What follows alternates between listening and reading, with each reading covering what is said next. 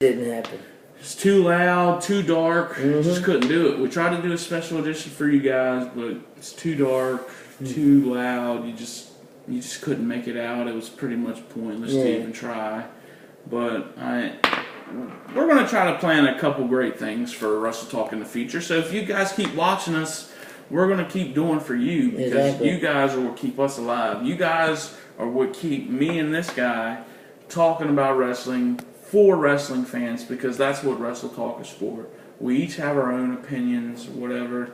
Every wrestling fan has their own opinion. You might like Dolph Ziggler, you might hate Dolph Ziggler, you know, whatever. You might like Mark Madden, I might hate Mark Madden. He's kind of iffy with me, you know, but I tell you one thing, I definitely love that AJ Lee.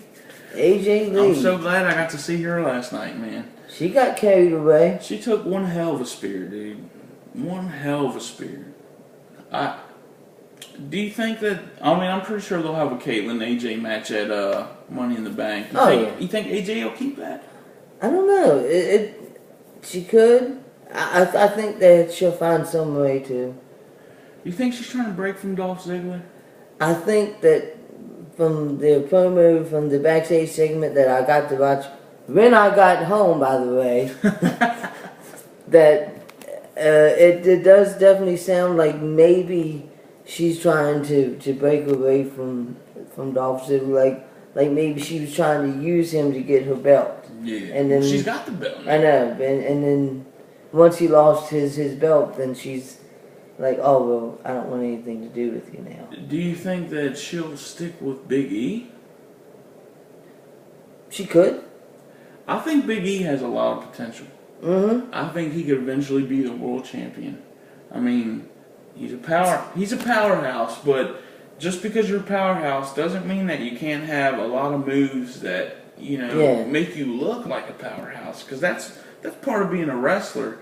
If you go out there and you got bland moves like a body slam, clothesline, leg drop, all the stuff pretty much Hulk Hogan has, you're gonna be what I label as a generic wrestler, you know. But Big E, I like his finisher, but it just doesn't look like it would finish somebody to me. You know, he picks him up, does that little drop, you know. Yeah. But I mean, he is a powerhouse. You can, if you watch the Rock versus John Cena DVD that WWE published or released, there's a segment where they show John Cena working out, and there's a chalkboard, man. You can see all the people that John Cena's working out with, and one of them is Big E, and Big E is at the top. He tops Cena in that. So I think in terms of strength, Big E may be stronger than John Cena. John Cena may be more ripped up and have a bigger build than him, but I think Big E versus I think Big E has a lot of strength under his belt. And to be honest, I would love to see him feud with Dolph Ziggler. I just don't see him beating Ziggler because Ziggler's so quick and can hit you with the zigzag from pretty much anywhere. But I would love to see Big E versus Mark Henry. I'd love to see Big E versus Cena. I don't know how I feel about Big E versus CM Punk. I don't feel like he's ready for that. You know, anybody can fight Cena. Cena's that guy where you can come in and just go with it, you know. Yeah. Oh, you're the new guy? I'm John Cena. Welcome to the WWE. Blah. Attitude adjustment. It's over. 1, 2, 3. You know, so. Yeah, that Alberto Del Rio match last night was a really good match. Like, I actually like that match. When he was kicking him in the back of the head, you could hear it all over the arena. I love Sin Cara. I wish there were more wrestlers that could handle the moves that, you know, he does. He's got such a luchador style, though. Like, only those wrestlers from Mexico can pretty much handle it. I'd love to see Sin Cara versus Ziggler. The match I want to see Sin Cara in is Sin Cara versus Rey Mysterio. Yeah. That match, you know, who would be the heel? Exactly. One of them. Sin Cara, he's never really gotten on the mic other than when it was Sin Cara versus Sin Cara. Yeah. Which, you know, Sin Cara Azul versus Sin Cara. Yeah. It was a Hunico. Yeah. Which is who the second Sin Cara ended up Where's being. he been at? I haven't seen him. I haven't seen him either. Him or Camacho. You know, they used to come out on the bike with Rosa Mendez, but she got suspended, didn't she? Yeah, but she finally came back. So she came back. So maybe since she's coming back, maybe they'll be back now. I like the fast-paced wrestling, you know. I like the luchador style because they can do so much that like the bigger guys can't do. So it's good to see the big guys and the small guys and then the medium-sized guys because it's just a variety. And I like, as a wrestling fan, having the variety of going to a show and seeing everything that I can possibly see. And that's just what I prefer, you know.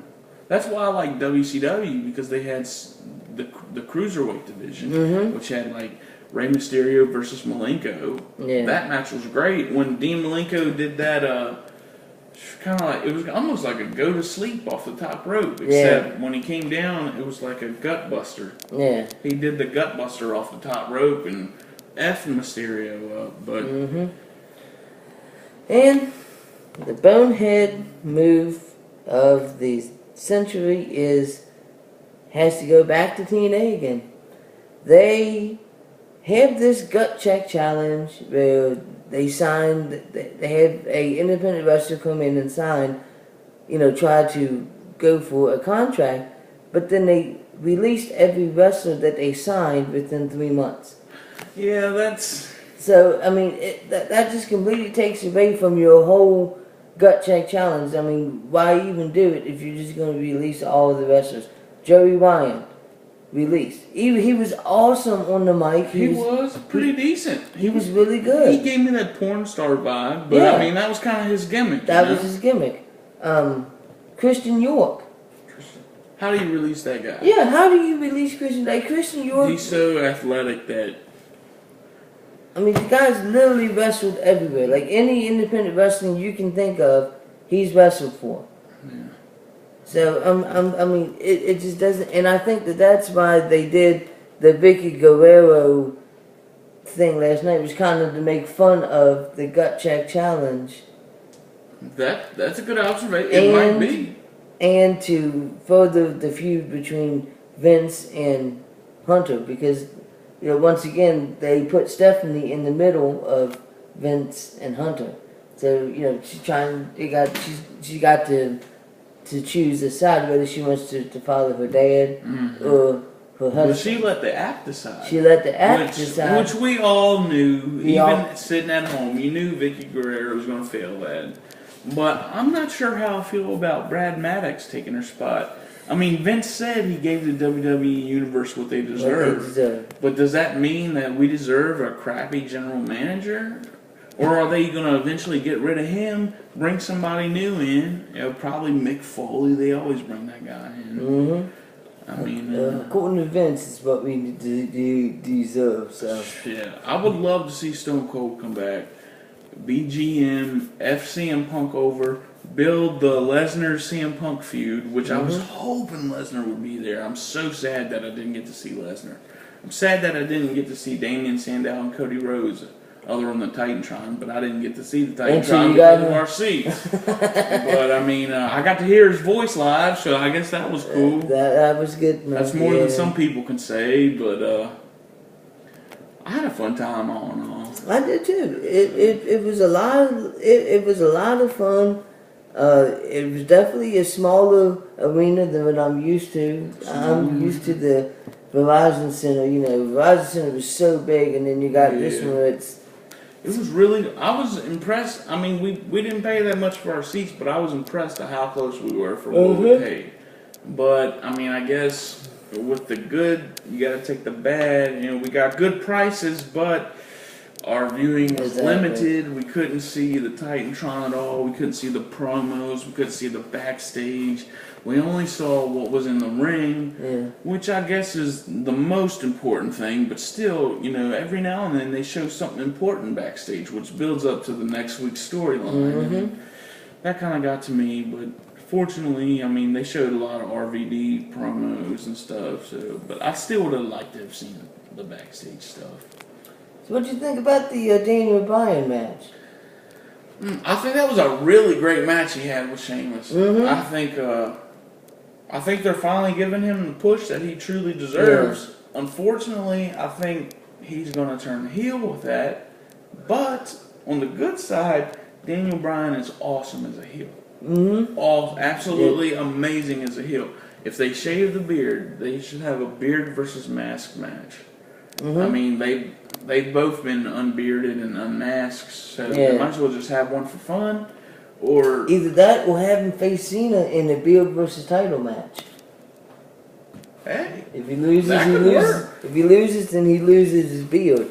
But he should have Cena have to put something else up on. Like, what if Cena couldn't make any more Make-A-Wish Foundation visits or something? Ooh, because Cena's he's the record holder. Every visit that he makes, he's setting the record that much more, man. He's like, I think he's topped over 300 Make-A-Wish Foundation visits, and I think that's an all-time record. So everyone, if he's making a visit right now as we record this, that's one more for the Guinness Book of Records. I'm telling you, he is definitely about the fans. Like that, I'm not a big Cena fan. I've never been a Cena fan.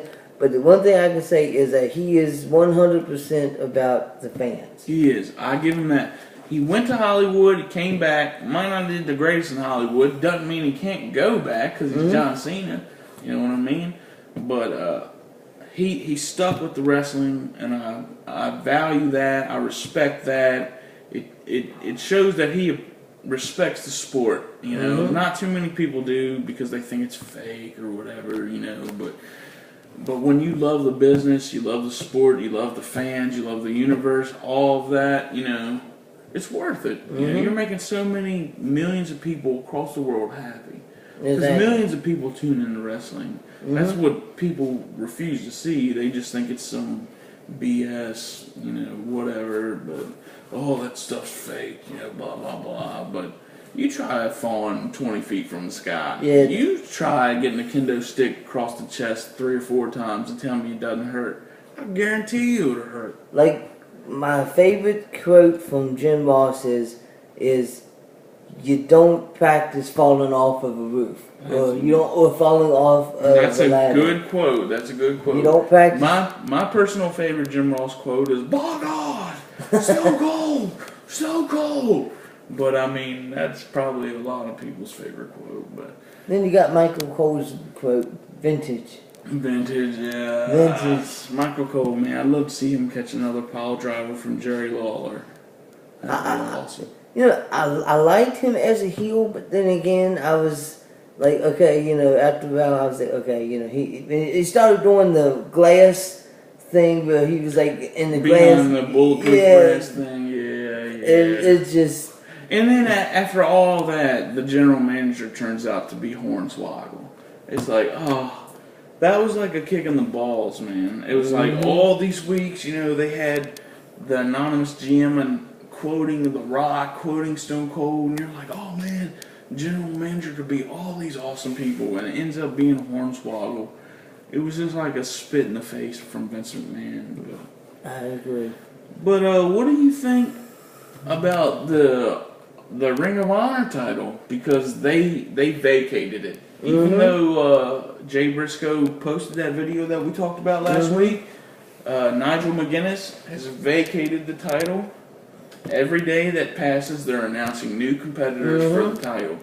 So far, I know they tonight, either yesterday or today, they announced that Sanjay Dutt is going to be in that.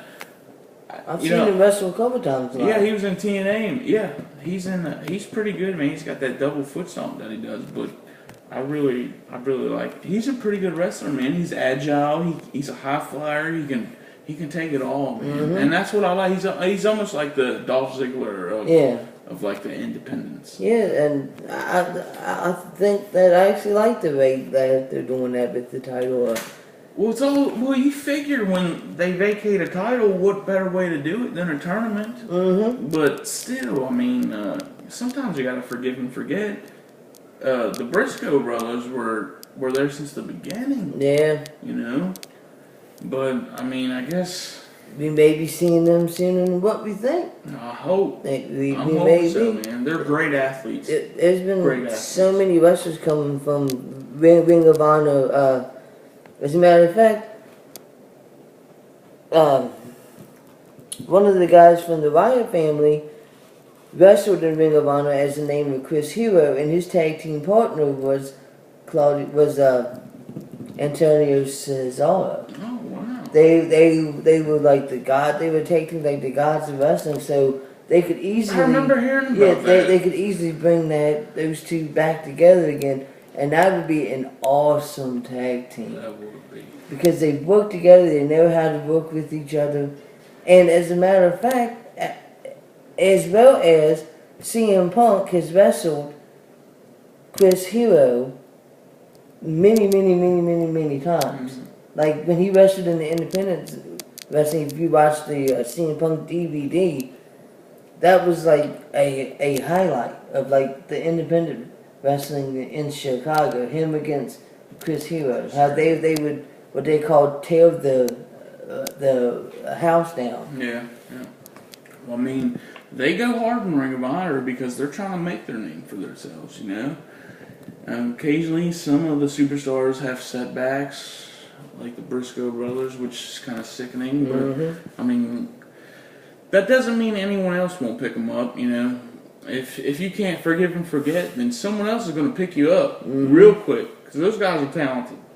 And I think that they could be future WWE Tag Team Champions if they got the chance. I was just upset I didn't get to see Ricardo Rodriguez with the bucket last night. Oh man, I'm so glad he won. I mean, I like Ricardo Rodriguez, but I'm glad that he's gone. Hopefully, when he comes back, he doesn't have that bucket. He'll probably be back in like 3 or 4 weeks. If he has that bucket, I'm gonna be furious. So count on that. That bucket hasn't been relevant since the Big Show feud when they threw the like Mexican flag collared confetti on it or something. Something stupid. But just to keep it and his stupid little colored Mexican flag tie. That's stupid. Yeah. I mean, you can represent Mexico without having to look like a complete douchebag. Exactly. You know? I mean, the Mexican wrestlers, they're good. Sin Cara, Mysterio, Del Rio, you know, Rodriguez, he's a wrestler himself, which we've talked about several times. He just hasn't had too much camera time other than the announcer for Del Rio, but I'm sure in a couple years he'll have earned his spot. Exactly. But they have all kinds of you know, luchador wrestlers, Mexican wrestlers. What's the AAA down there? That's what it's called. Yeah, right? AAA. AAA wrestling. Yeah, so I'd like to attend one of those live, man. We should attend one of those live and film Wrestle Talk down there. We should. That would be awesome. Well, ladies and gentlemen, this concludes another edition of Wrestle Talk. I hope you enjoyed it. Continue to watching this each week. Please, please, please, please, please. We need your questions. It's only going to get better. Send us some questions. We'll answer them. Please, we need your questions. We need questions. Thank you for watching, and peace.